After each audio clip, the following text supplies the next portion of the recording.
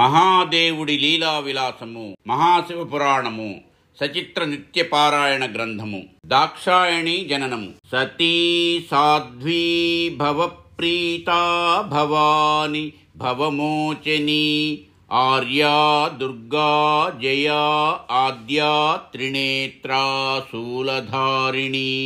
దక్షుని అర్ధాంగి వీరణి గర్భవతి అయినది. ఆమె గర్భవతి అయిన శుభతరుణమున ఎన్నో శుభశకునములు గోచరించాయి. దక్షుని అర్ధాంగి వీరణి అప్పటికే వేలాది మంది పుత్రులను కని నారదుని వలన వారి అందరికీ దూరమైనది. ఆ తదనంతరము జన్మించిన 60 మంది పుత్రికలు వివాహములై కాపురముల పేరిట దూరమైనారు. అందుచేత తనకి జన్మించబోవు ఈ శిశువైనా శాశ్వతముగా తన చెంతనుంచుకొనవలెనన్న తన మందిరమున జగన్మాత విగ్రహమును ప్రతిష్ఠించుకొని నిశ్చల భక్తి శ్రద్ధలతో నిత్యము ఆ తల్లిని పూజించసాగినది. తన గర్భవాసమున అవతరించుచున్నదని ఎరుగదు.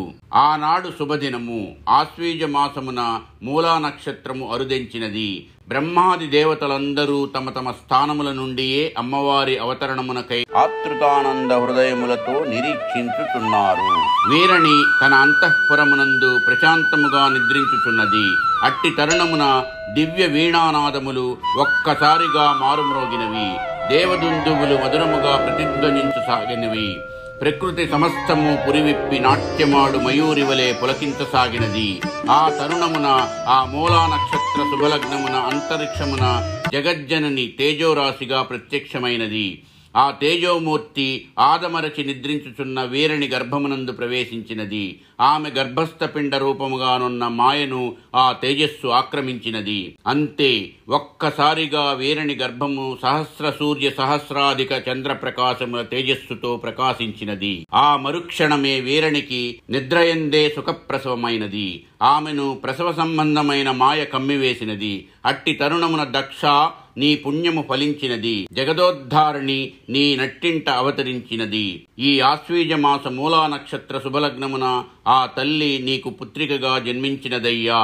నీ అదృష్టమే అదృష్టము అనుచు పరవశముతో ప్రకటించినది ఆకాశవాణి. దక్షుడు అమితానందముతో వీరణి అంతఃపురములోనికి ప్రవేశించి అక్కడి దృశ్యమును గాంచి దిగ్భ్రమానంద సంశయ సందేహ భక్తి మానసుండై నిలబడిపోయినాడు.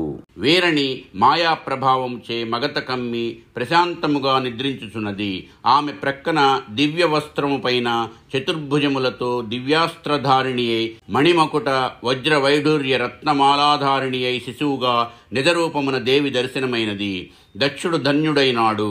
భక్తి పారవస్యానందములతో పులకరించి పలవరించి వడలు మరచి చేతులు జోడించి అంజలి ఘటించి చతుర్భుజ రూపిణి అయిన దేవిని స్తుతించాడు. మహాదేవి మందహాసము చేసి, దక్ష, నాటి నీ ప్రార్థన ఫలించి నేడు నీ ఇంట దక్షపుత్రికగా దాక్షాయణిగా అవతరించాను. నీవు కారణజన్ముడవుగాన నిన్ను కృతార్థుని చేయుటకు నీ పుత్రికగా అవతరించుచున్నాను. శుభం భూయాత్ అని పలుకుచు తన అభయహస్తము చూపి అతన్ని ఆశీర్వదించినది. మహామాయ మామూలు శిశువుగా అవతరించి బాలరోదన ఆరంభించినది. శిశురోదన చెవి సోకినంతటా మాయా ప్రభావితుడైన దక్షుడు వీరణి చెంత పొత్తిళ్లలో నుండి ఏడ్చుచున్న పసిబిడ్డను గాంచి పితృహృదయానందభరితుడై, ఆహా, పుత్రిక జన్మించినది, మాకు సుపుత్రికా మహోదయమైన దనుచు కేకలు పెట్టినారు. దక్షుడు వినయ విధేయుడై పితామహుని సమీపించి, తండ్రి, తమ పుత్రుడైన నాకు ముచ్చట తీర్చు పుత్రిక ఇది. ఈమెకు సముచిత నామకరణము సూచించుటకు మీకన్నా సమర్థులు ఈ సృష్టి యందు లేరు అని గర్వాతిశయముతో పలికినాడు.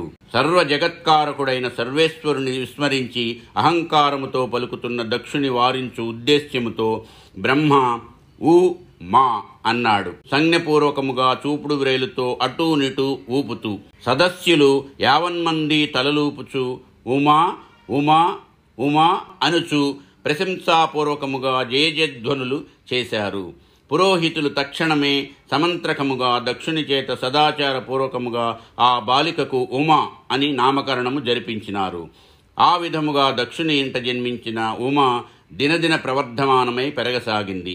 ఆమెకు ఊహ వచ్చిన నాటి నుండి శివనామస్మరణ చేయుచు మహదేవునే తన పతిదేవునిగా, తాను అతని కోసమే జన్మించిన సతీదేవిగా నిరంతరము భావధ్యాన స్మరణములచే కాలము గడుపుతుండట చేత ఆమె శివునికి కాబోవు సతి అన్న భావన చేత ఆమెకు సతీదేవి అని పేరు ఏర్పడినది.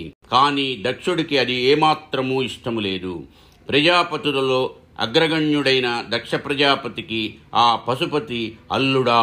ఓం నమః శివాయ, ఓం నమః శివాయ, ఓం నమః శివాయ. సర్వం శ్రీ ఉమామహేశ్వర పరబ్రహ్మార్పణమస్తు. స్వస్తి. మా ఈ వీడియోలు మీకు నచ్చినట్లయితే please like, share and subscribe.